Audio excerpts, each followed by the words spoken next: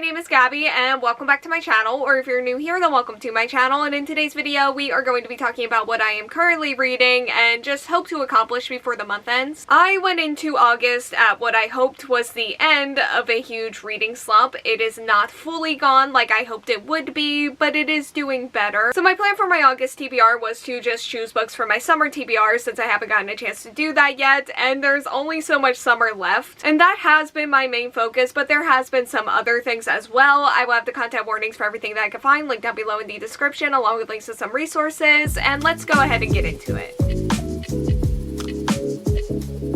First up is He Who Drowned the World by Shelley Parker-Chan, which is the sequel to She Who Became the Sun. This is an adult fantasy. She Who Became the Sun is the first book, and He Who Drowned the World is the second book in the Radiant Emperor duology, and it is a reimagining of the Emperor of the Ming Dynasty's rise to power. I just talked about this book in my last reading update for July, and yeah, not much has changed here. My opinion hasn't changed, my progress hasn't really changed, and I will finish this book one day. I have been thinking about it more and more recently. It is slowly but surely breaking through what is left of my reading slump, but for today, I am on page 170. Hopefully that changes soon. Next up is Kimi ni Todoke From Me to You by Karuho Shiina, and this follows our main character Sawako, who has always had trouble fitting in due to her horror movie-like appearance. However, everything begins to change one day when she befriends the most popular boy in her class. I have read volumes 4 through 6 in the month of August. I really plan and hope to read more of it. There have been some really cute moments throughout this series and some really emotional ones, and I'm not really sure how much I'm loving the drama in that sense, but I do really like the characters. I do really like our main romance and the friendships a lot, so seeing them in the emotional moments, even resulting from the drama, has really worked for me. And in these volumes we also started diving in a little bit more to some of the other side characters and some of the other side romances, and I have really liked some of these things so far, but I am pretty much ready to get back into the main romance here for sure. Next up is the Nobleman's Guide to Scandal and Shipwrecks by Mackenzi. This is the third and final book of the Montague siblings trilogy, the first being The Gentleman's Guide to Vice and Virtue, and Gentleman's Guide follows our main character whose grand tour of Europe and quest for pleasure and vice is in danger. After the tour is over, he will be forced into taking over his family's estate and following all of the responsibilities that come with that. Therefore, he is determined to make the most out of this year-long tour with his best friend slash crush and also his sister, but his recklessness ends up turning this trip into a manhunt across Europe. This is yet another long one, which I wasn't sure how I was going to feel about with my reading slump, but the words are big, so we're doing better. And I also remember the other two books in this series going by quickly, whether that's because I just really loved the characters and really enjoyed what was going on, or if that's just the nature of the books. It could also just be a mix of all of those things. I don't know, I just know I was having fun. And I do know that all of those things at least do feel like they have been true for this book so far. I am on page 156. I have been having a great time. This book has also been very mental health heavy, which so far that has been incredibly relatable, honestly, which doesn't happen a ton for me, so because of that, this book and also just Adrian as a character already do have a special place in my heart. And of course, I've also loved seeing the characters from the previous books or even just hearing about them. So yeah, it is going good so far, and hopefully that keeps going because